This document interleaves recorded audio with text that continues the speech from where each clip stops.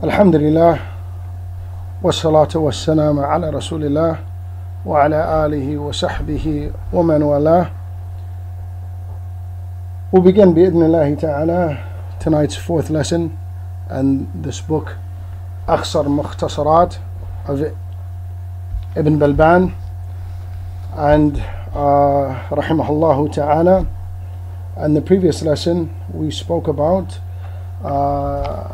those things which break one's fast, or as the author said, Bayan al-Mufṭirāt wa ahkamuha, and also this word can also be pronounced as al-Mufattirāt. We ended off last week's lesson. We were speaking about those things in which there is agreement amongst the ulama that these are things which nullify or break one's fast, and we said that those things were 7. And then we said that, or I mentioned that there were those things that the ulama differ with regards to. So that's where we'll begin today, bi'idhnillahi ta'ala. We'll speak about those things.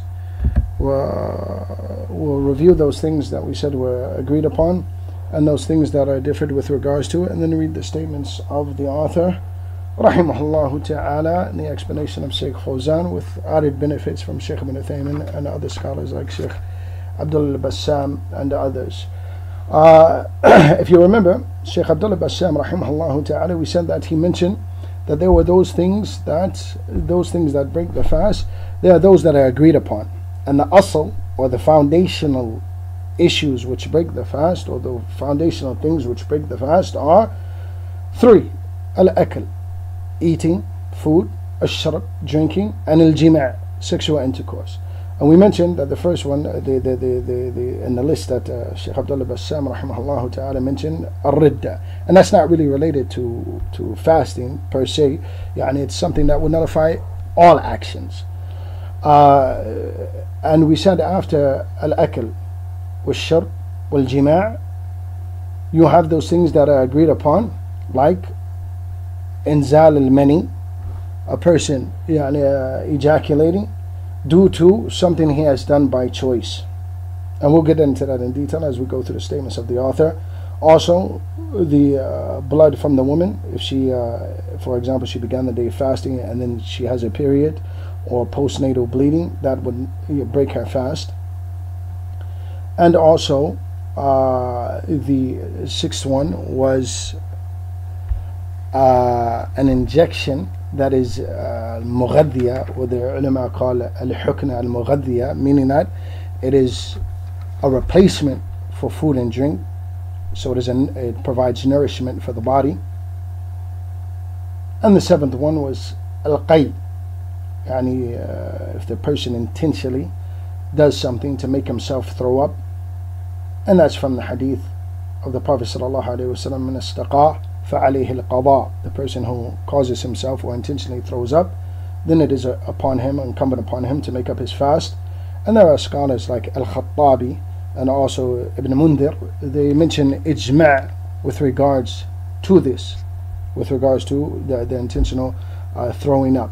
So we have those things. Ar-ridda, and we said that that's not necessarily related to fasting. It's something that will nullify any action of worship. And ar-ridda means apostasy, one leaving Islam. Al-akl wal-sharb, eating or drinking, and the asr for that is the statement of Allah subhanahu wa ta'ala, وَكُلُوا وَاشْرَبُوا حَتَّى يَتَبَيَّنَ لَكُمُ الْخَيْطُ الْأَبْيَضُ مِنَ الْخَيْطِ الْأَسْوَدِ مِنَ الْفَجْرِ, eat and drink until it becomes clear that the Fajr has come in. So the person, once Fajr has come in, it's not permissible for him to eat or drink.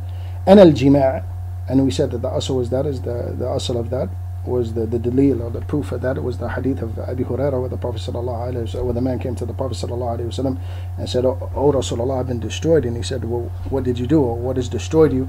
And he said, "I had relations with my wife. I had sexual relations with my wife." And then the Prophet sallallahu alaihi wasallam directed him to what was incumbent upon him, or what was obligatory upon him. And those are what the ulama say usul al-mufattirāt, those foundational issues which breaks one, those foundational issues which break one's fast. And then of course inzal al-mani was the 4th one, and then the blood that comes out of the woman, and then an injection that is like nourishment or provides nourishment for the body, and then qay. With regards to these things, we said that the usul, the foundational issues were food, drink, and al-jima'. So the ulama, they stated that anything that has the same meaning that it provides nourishment for the body,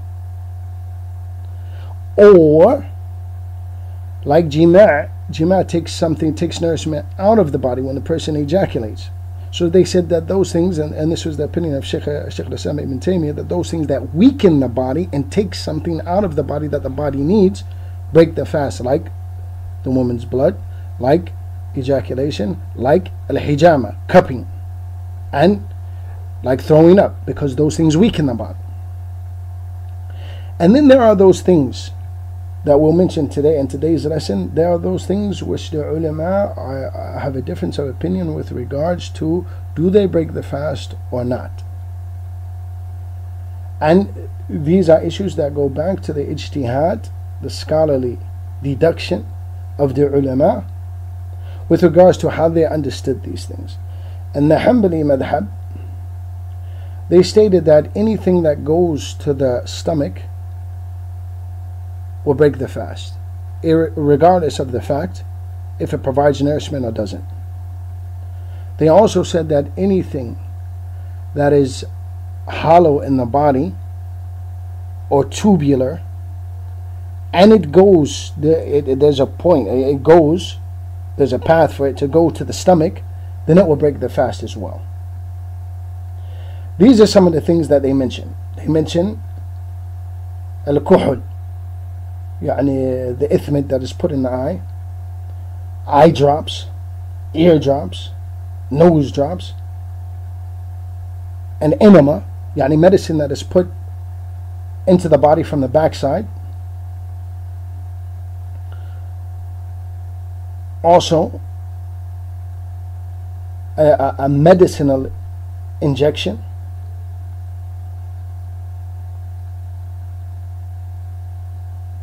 Also, for example, medicine that is taken for asthma, the ventilated, the asthmatic medicine. And also, one that was mentioned is that if a person intentionally swallows his mucus. There are ulama, there are scholars who saw that these things break the fast. Why? Because they said that these things either go directly to the stomach, or they go to something hollow or tubular in the body that lead to the stomach, and due to this fact, they break the fast.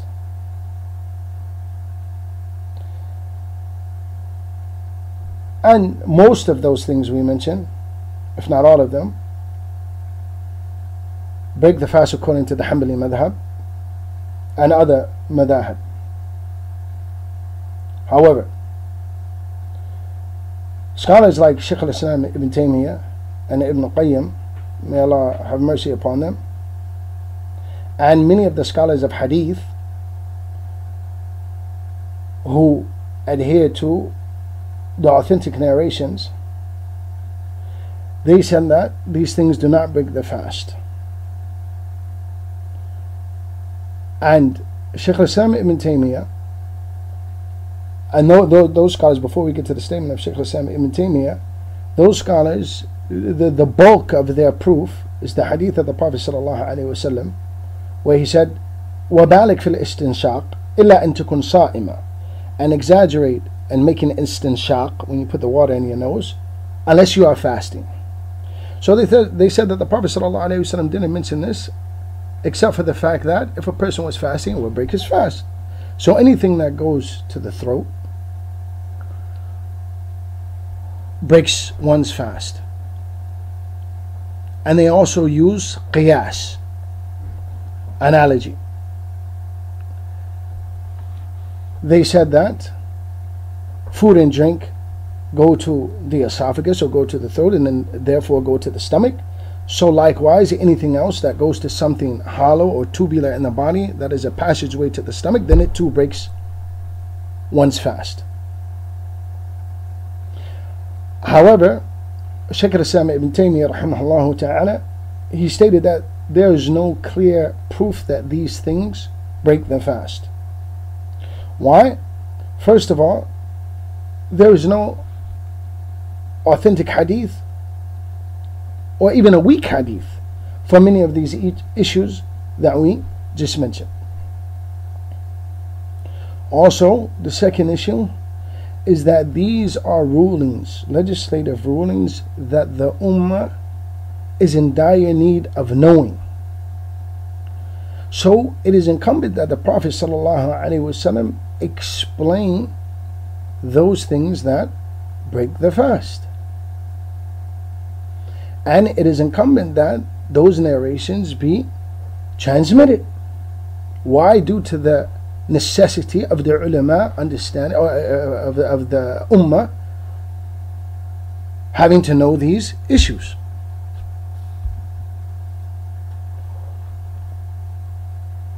So Shaykh al-Islam, he also said that these legislative rulings, that because the ummah is in dire need of them being explained,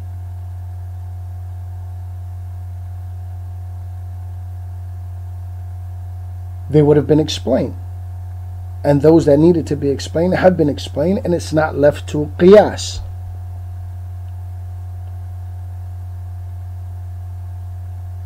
And Shaykh al-Islam ibn Taymiyyah rahimahullah ta'ala, he mentioned that al-iftar, or those things breaking the fast, is either going to happen by food or drink reaching the stomach and providing nourishment. So it's either going to be food or drink which goes to the stomach and providing nourishment, or something else which goes to the stomach providing nourishment.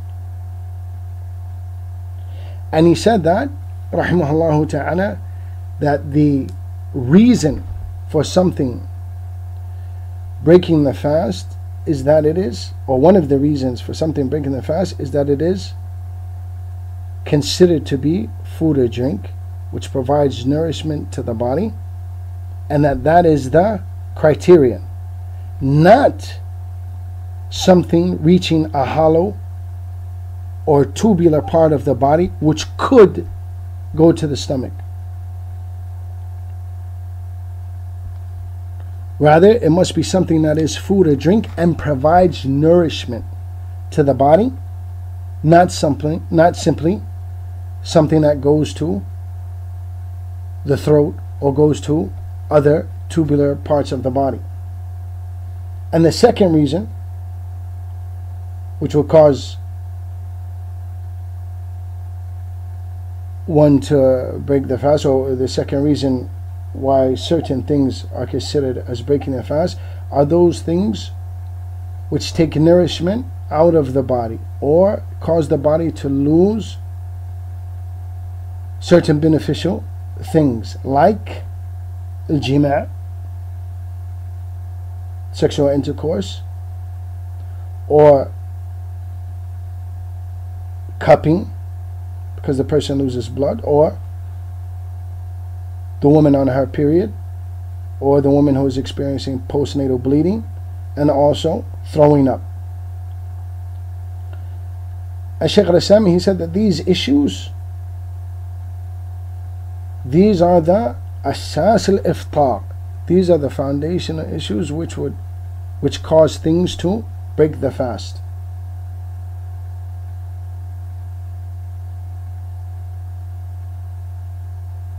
And then Shaykh al-Islam rahimahullah ta'ala, he stated that those things that were mentioned by the ulama, there is no clear proof from the Prophet sallallahu alaihi wasallam that those things indeed break the fast, as they are not considered food or drink, nor do they provide nourishment to the body, nor are they things which weaken the body by removing the body from certain vital things that the body needs. So that's in the general sense a basic summary of why the ulama differ with regards to certain things that some ulama consider to break the fast and others consider that they don't break the fast. So we'll begin with the author. He stated that rahimahullah ta'ala, he stated, and then this mas'ala is the 15th one, and it is basically those things which break the fast. He stated that rahimahullah ta'ala, وَمَنْ أَدْخَلَ إِلَى جَوْفِهِ أَوْ مُجَوَّفٍ فِي جَسَدِهِ كدماغ وحلق شيئا من أي موضع كان في أي موضع كان غير إحليله أو ابتلع نخامة بعد وصولها إلى فمه. He stated that in this point the author mentioned that, and whoever entered anything into his jawf, which Sheikh Fawzan and other scholars explain to be the stomach, or mujawwafan fi jasadihi, something that is tubular or hollow in the body that has a passageway to the stomach, like the throat and other entities, wherever min ayyi mawdi'in, from whichever part of his body it enters, if it goes into a tubular part or any part of the body that is hollow, that has a passage to the stomach, except for ihlilih. In the Arabic, for those of you who have the Arabic text, ihlilih is basically it is the whole of the penis, the man's penis. He stated that if something was to enter there, it wouldn't break the fast. Why? Because it doesn't connect to the stomach. It won't go to the stomach. And then the author said, أو ابتلع نخامة بعد وصولها إلى فمه, or if the person swallows mucus that has come up from either his chest, if he swallows this mucus after it has reached his mouth, then it will break the fast, according to the author and according to the Hanbalī madhab. Sheikh Fawzan hafidhahullah ta'ala, he stated that the author began speaking about those things which nullify the fast, mufsidat as-sawm, and all of these words are synonymous: muftirat, mufattirat, mufsidat, mubtilat. And he says here mubtilatu wa hiya ala qismayn. They are those things which nullify the fast, and they are two categories. The first category, those things which break the fast, and if the person engages in these things, he must make up the fast. And then you have that which breaks the fast or nullifies the fast, and in addition to making up the fast, the person must make kaffara, and that's of course the issue of sexual intercourse, which we will get into later in the book. With regards to the first statement of the first part of the author's statement, he stated that man adkhala ila jawfih, يعني something, if the person puts anything into his stomach or causes something to reach his stomach, or anything which is hollow in the body, which is a passageway to the stomach, it will nullify his fast. And Sheikh Fawzan hafidhahullah ta'ala, he mentions that of course the person who is fasting, he must refrain from food or drink. And not only must he refrain from food or drink, but he refrains from anything that has the same meaning as food or drink, meaning anything that will provide nourishment to the body, and anything that will reach his stomach. And then we mentioned the statement of Shaykh al-Islam Ibn Taymiyyah with regards to those parts of the body that are hollow or tubular and could or provide a passageway to the stomach. And we'll get into them as the author mentions that some of those things that the ulama mentioned, for example, kuhul, which we previously mentioned. The author here, he doesn't mention that. He just says يعني أو مجوفا في جسده, يعني anything which is hollow and has a passageway to the stomach. And we mentioned the difference of opinion with regards to the statements of the ulama with regards to that. And then he stated that the author mentioned من أي موضع كان, meaning that from any part of the body, if something was inserted or put in the body and reached or could reach the stomach, or it reached something that was hollow and was a passageway to the stomach. And he says غير إحليله, meaning that if something was, if a person, for example, let's say there was a type of medicine where the person entered it from the hole of his penis, and it would not break the fast, as this is not a passageway to the stomach. And then he mentions, the author mentions, the person who swallows the mucus that has reached his mouth. So if the mucus comes up from his chest, it's reached his mouth, what is it obligatory upon the person is to expel that and not swallow it. If he swallows it, the opinion of the author and also the opinion of Sheikh Fawzan, Hafidhullah Ta'ala, is that it nullifies the fast. Why? The rationale behind that is that the mouth has the hukm of that which is being outside of the body.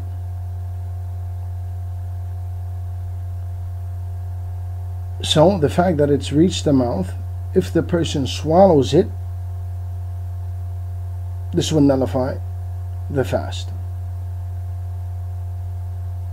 However, Sheikh ibn Uthaymin and other scholars say no.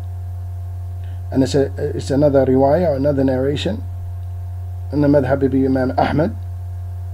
Why? They say it doesn't break the fast because it is not food or drink. It is mustaqdira, it is something that is considered filthy or nasty, but it is not considered something that breaks the fast. And then the author mentioned, and that was an agreement with the statement of Shaykh al-Islam ibn Taymiyyah, that something for it to be considered as breaking the fast, that it must be considered food or drink and providing nourishment for the body. And then the author mentioned وَاسْتَقَى فَقَاءَ, the person causes himself, he does something intentionally to throw up, and then he throws up.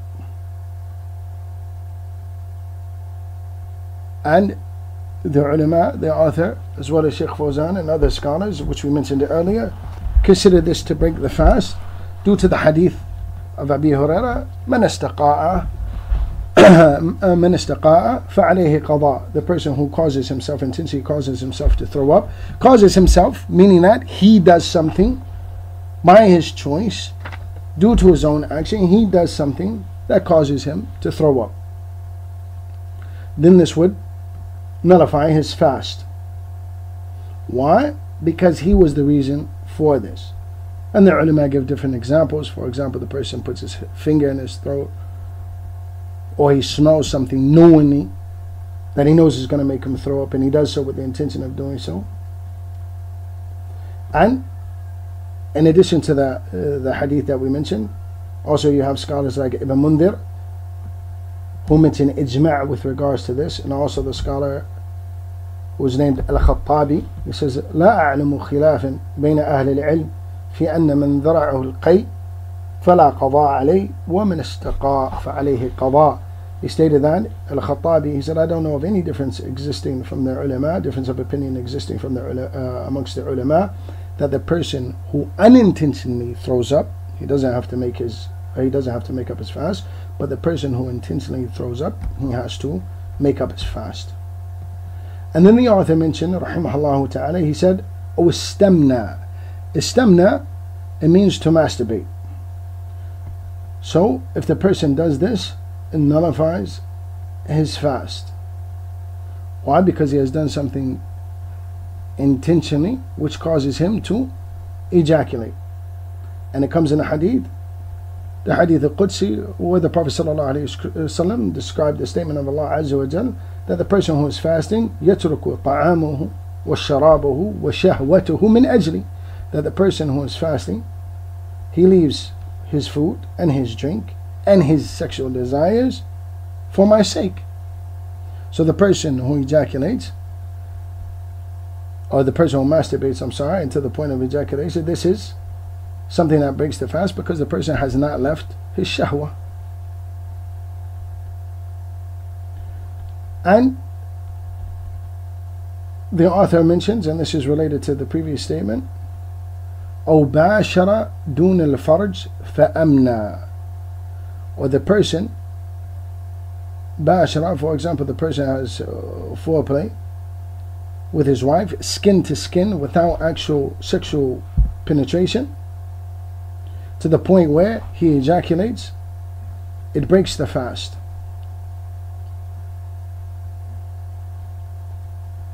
Why? Because the person has done something of his own action, on his own accord, which has led to ejaculation, and therefore it breaks his fast.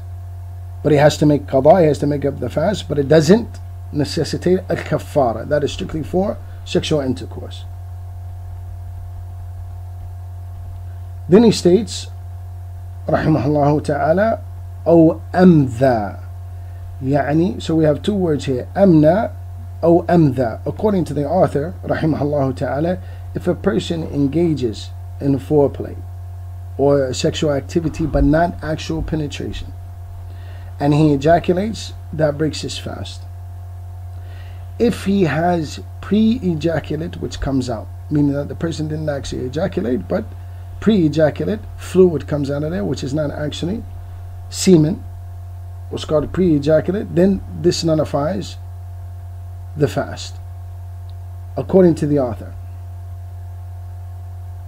However, according to several of the ulama, al-madhi, which is a clear sticky fluid which comes out if the person thinks about sexual activity or he starts to get excited, but it's not actual ejaculation, it's not semen, pre-ejaculate. Shaykh ibn Uthaymin rahimahullah ta'ala stated that this, it doesn't break the fast, as there is no clear authentic proof that it does, and it is the opinion of Shaykh al-Islam ibn Taymiyyah, and he said the proof is the absence of proof that it nullifies the fast. And also this was the opinion of Shaykh Muhammad ibn Ibrahim rahimahullah ta'ala, who was the teacher of Shaykh ibn Baz and the mufti before Shaykh ibn Baz. He stated that al-Rajih, al-Qawl al-Thani, the strongest opinion, is a second opinion in the madhab, that al-madhi does not break the fast. Al-madhi. And then the author mentioned, and this was the fifth thing that he mentioned. So the first one was that if a person intentionally throws up, if a person intentionally throws up, causes himself to throw up. The second one, if a person masturbates.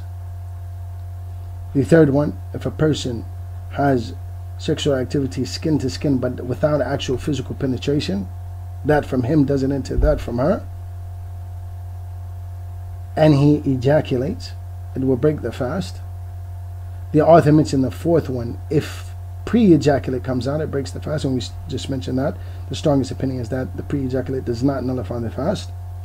And the fifth thing that he mentions, he says, or the person أو كرر النظر فأمنى, the person repeatedly looked at a woman or what have you and ejaculated due to the fact that he looked several times. The ulama state that this breaks the fast. This was the statement of the author. And Shaykh Fawzan Hafidhullah Ta'ala, he says that it nullifies his fast, it breaks his fast.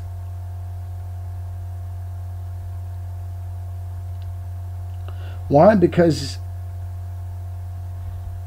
it is by his choice, meaning that it comes in the hadith that the Prophet ﷺ said, Ya Ali, لا تتبع النظرة النظرة فإن لك الأولى وليست لك الآخرة. Don't follow the glance. For example, you happen to look and see a woman without wanting to look at her, you just happen, your glance or your eyesight falls upon her. Don't follow it up by actually staring or looking again. You have the first glance. The glance, you're not taken the first time you see it, you're not taken to task for that. But if you repeatedly look, or you continue to look, then you'll be taken to task.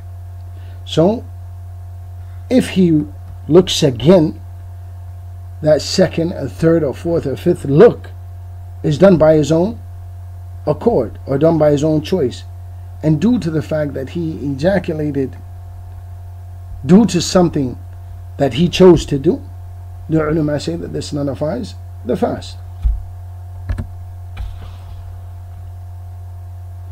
And then Shaykh Fawzan Hafidhullah Ta'ala clarifies it. He says, أما النظر الفجاءة, for example, an unexpected look or surprise. For example, a person he happens to look behind him and sees a woman, and let's say for whatever reason, upon seeing her, without staring, upon seeing her, he ejaculates. In a situation like this, the ulama, Shaykh Fawzan Hafidhullah Ta'ala and other scholars said that this would not nullify his fast, because the person it didn't happen by his own choice. He looked, and upon seeing her, immediately he ejaculated. So here it wouldn't break the fast, as opposed to the person who repeatedly looked and ejaculated due to his own action, the fact that he looked again, or he kept staring.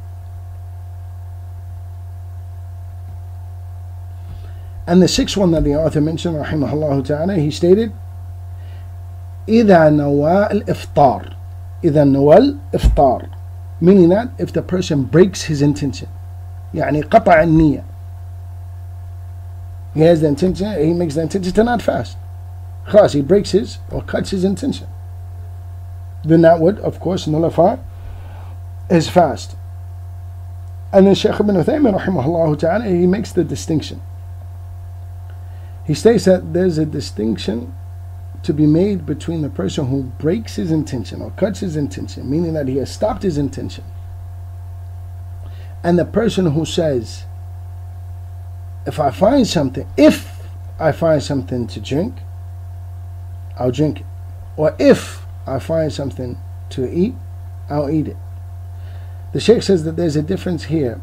Why? Because the mahdhur, that thing that you are prohibited from in any act of worship, doesn't nullify that act of worship unless you actually do it. So there's a difference between the person who makes the intention to not fast, يعني قطع النية, he stops or cuts his intention, ceases his intention to fast. And we said that of course the intention, the niyyah, must precede the fast and continue throughout the fast. So this person has stopped his intention to fast.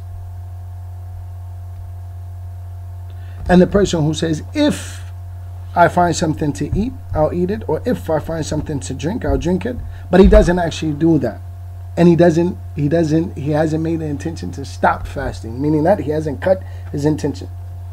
As the qa'idah, the general principle is that the person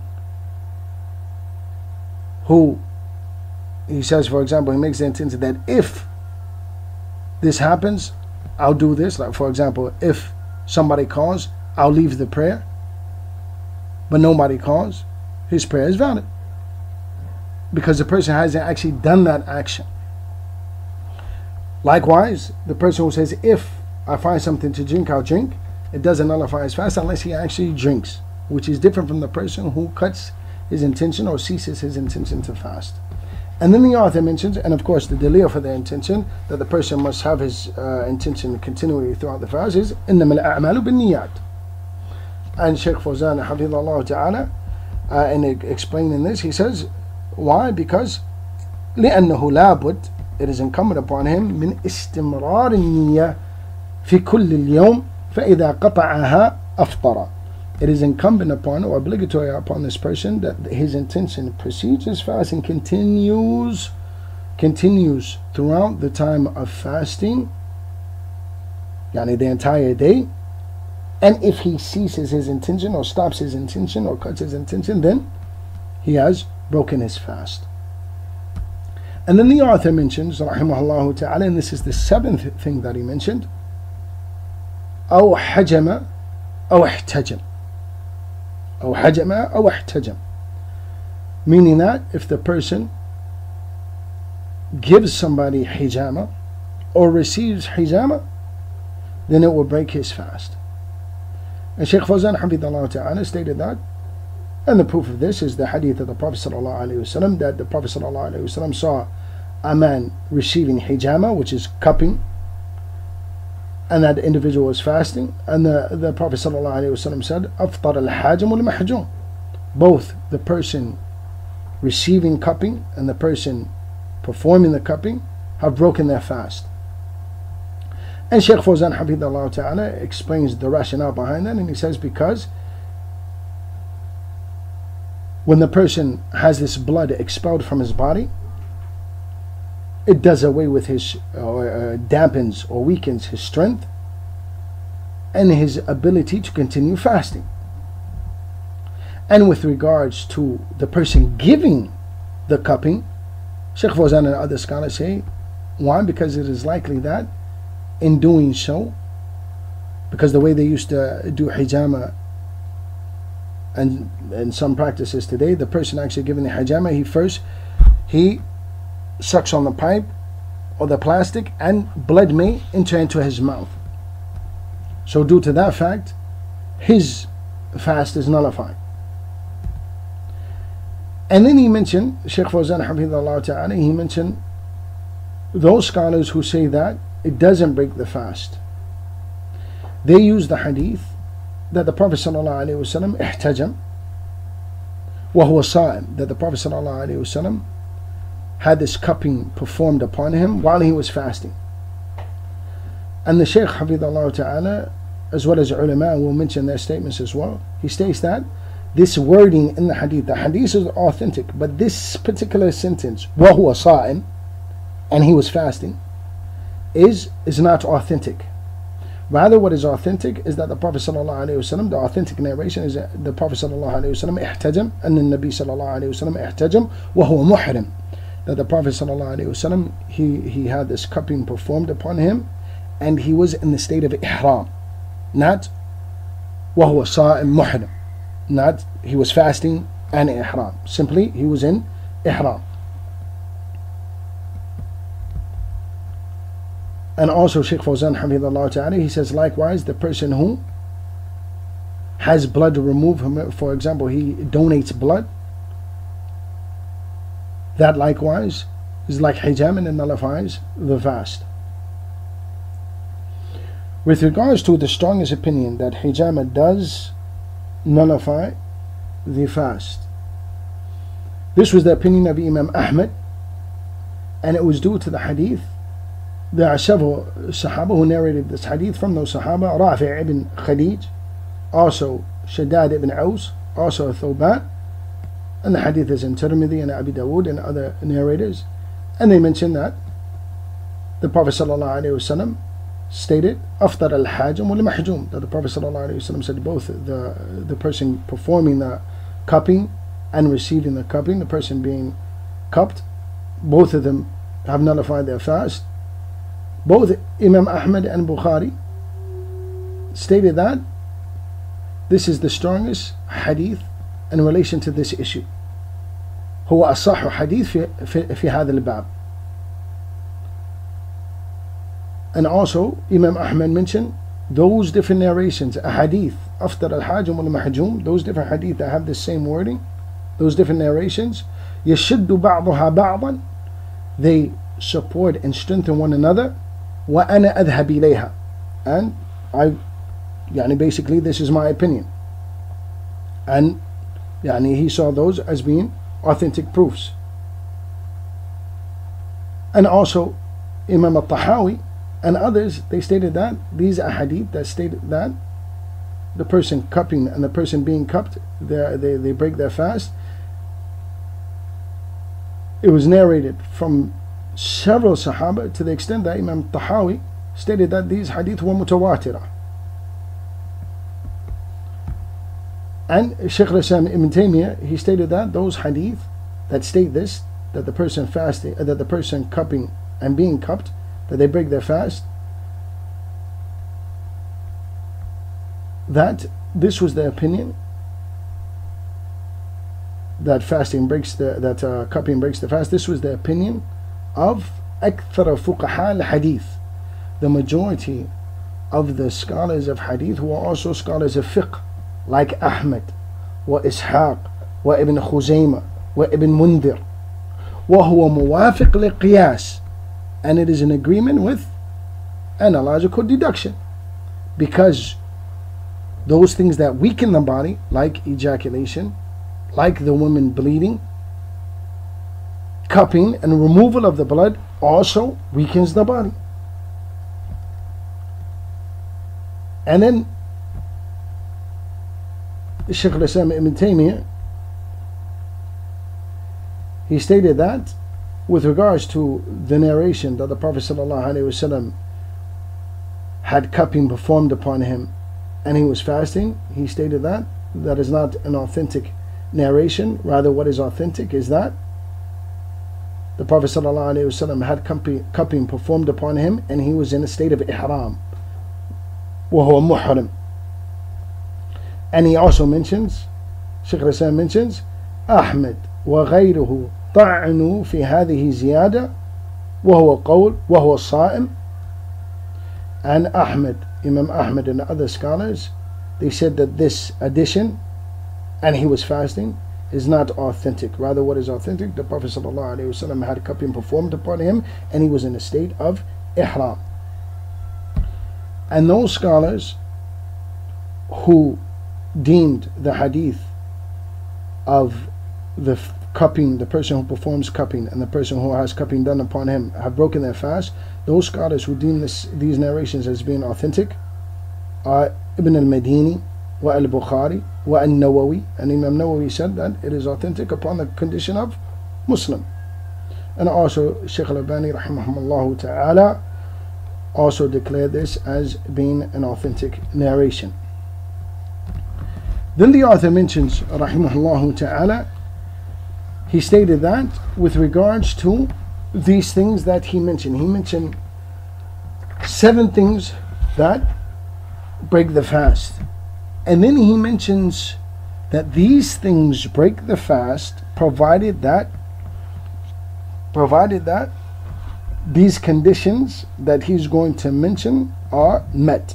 And the first one he says, amidan, meaning that those things that he previously mentioned, those 7 things, they must be done amidan, intentionally. For example, the ulama, the Hanabila and other scholars, they mention, for example, if a person opens his mouth and let's say a fly went down his throat to his stomach, it doesn't break his fast because he didn't do this intentionally. Or if a person forgets or he does something without the intention of doing so, he opens his mouth and something goes down his mouth. So the first condition, amidan.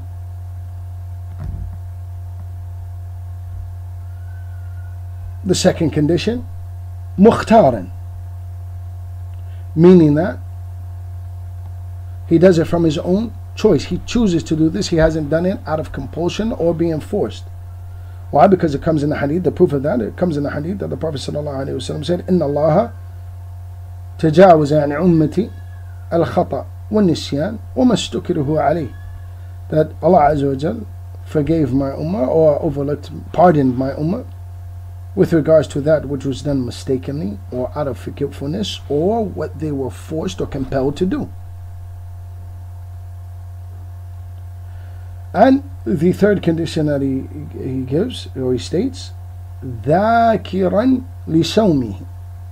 The person remembers, it's a condition that he remembers that he's fasting. So if the person does something out of forgetfulness, it doesn't break the fast. So let's say a person, and this normally happens on the first couple of days of Ramadan, the first day of Ramadan, the person forgets he's fasting, he goes to the water fountain or he goes to the refrigerator, pulls water out, starts drinking, and then he remembers that he's fasting.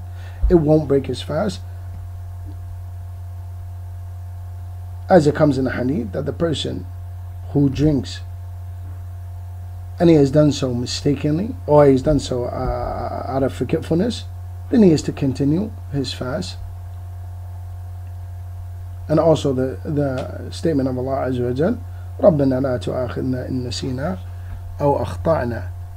And we mentioned the first hadith of Abū Hurairah, that if the person, if he does something, if he drinks or if he eats, I didn't mention eats, if he drinks or eats mistakenly, then the person is excused.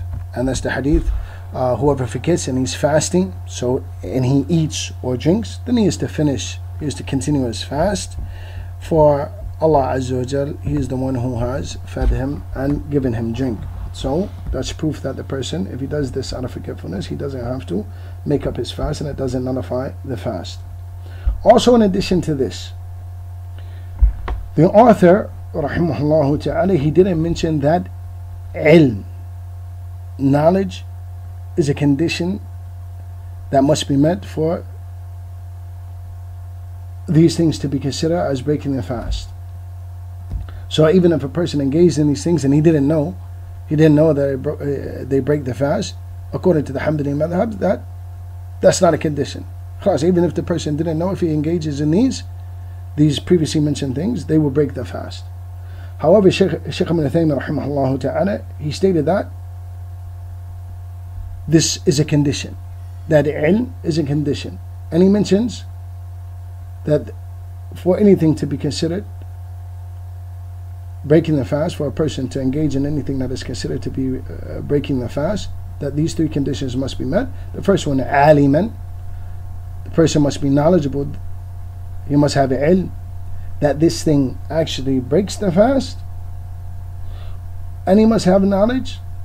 He said that the knowledge is two things, meaning that he has knowledge that of the hukum, of the ruling, that this thing breaks the fast, and knowledge of the condition that he's in, or the situation that he's in. And I'll give examples of that.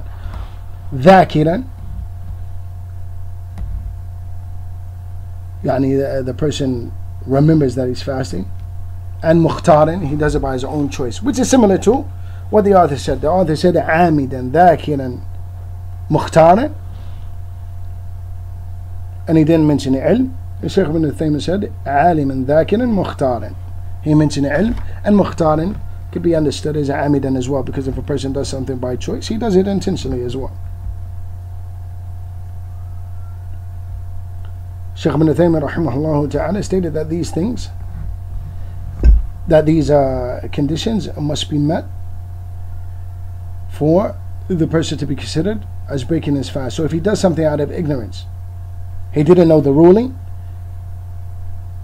and he engaged in it, it wouldn't break his fast. He's not considered, he wouldn't have to make up that fast. The proof of that is the hadith of Adi ibn Hatim, where his understanding of حتى يتبين لكم الخيط الأبيض من الخيط الأسود من الفجر, his understanding was incorrect. And when the Prophet ﷺ, when he told this to the Prophet ﷺ, the Prophet ﷺ did not command him to make up the fast. And also, the Shaykh mentions that the person must have an ilm of the situation that he's in.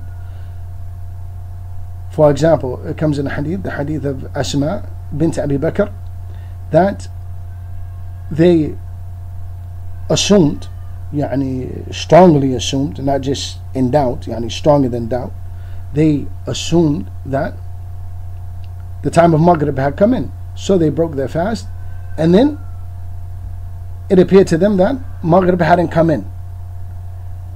And the Prophet ﷺ did not command them to make up or they weren't commanded to make up the fast. So the person must have knowledge of the hukum and must have knowledge of the situation that he's in. So if he's ignorant of the hukum and ignorant of the situation that he's in, then his fast, and he does something out of this ignorance, then his fast is still valid, and he doesn't have to make it up. He continues fasting, he doesn't have to make up the fast. And then the author rahimahullah ta'ala, he mentions إذا دخل ما مضمضة أو استنشاق حلقه وبالغ في الاستنشاق إلا أن تكون الصائم إذا دخل ما مضمضة أو استنشاق حلقه أو زاد على 3. نعم ولو بالغ أو زاد على 3. He mentions here, he says, and this is, if you look at the matan, those who have the text, he says, he mentions all of those things, those 7 things that break the fast, and then he says, لا إن فكر فأنزل. I didn't mention this part. إن فكر فأنزل. When we mention that the person who repeats looking, and he ejaculates because he looked at a woman more than once, or he looked at something that was prohibited more than once, and due to this action he ejaculated, this will break the fast. Not if he simply thinks about something and ejaculated. The person is thinking, and he thinks about whatever, and he ejaculates due to these thoughts, it doesn't nullify the fast, because this is something that the person can't control. It won't nullify the fast. And likewise, if the person into his mouth, for example, he's doing madmada or istinshaq, he puts too much water in his mouth or too much water in his nose, and it goes to his throat unintentionally, the author rahimahullah ta'ala is of the opinion, it's the opinion of the madhab, that this is disliked, but it's not something that breaks the fast, as it wasn't done intentionally. Or even if the person exaggerated, and that's the author's statement, وَلَوْ بَالَغَ, even if he exaggerated with regards to the amount of water that he put in his nose and his mouth, even so, if a little bit goes to his throat, it doesn't break the fast. Why? Because the person didn't do this intentionally. أو زاد على 3. Even if he does the madmada, he puts the water in his mouth and his nose more than 3 times, it still will not break the fast. And that's the opinion of the madhab. However, it's disliked to exaggerate when doing madmada wa istinshaq, because the hadith of the Prophet sallallahu alaihi wasallam, وَبَالِغْ فِي الْإِسْتِنْشَاق, and exaggerate when you're doing istinshaq with regards to the water, إِلَّا أَن تَكُونْ صَائِمًا, except if you're fasting. So the Hanabila, they say that if a person does this, it doesn't break the fast, however it is disliked. Why? Because the person, he didn't do this by his choice.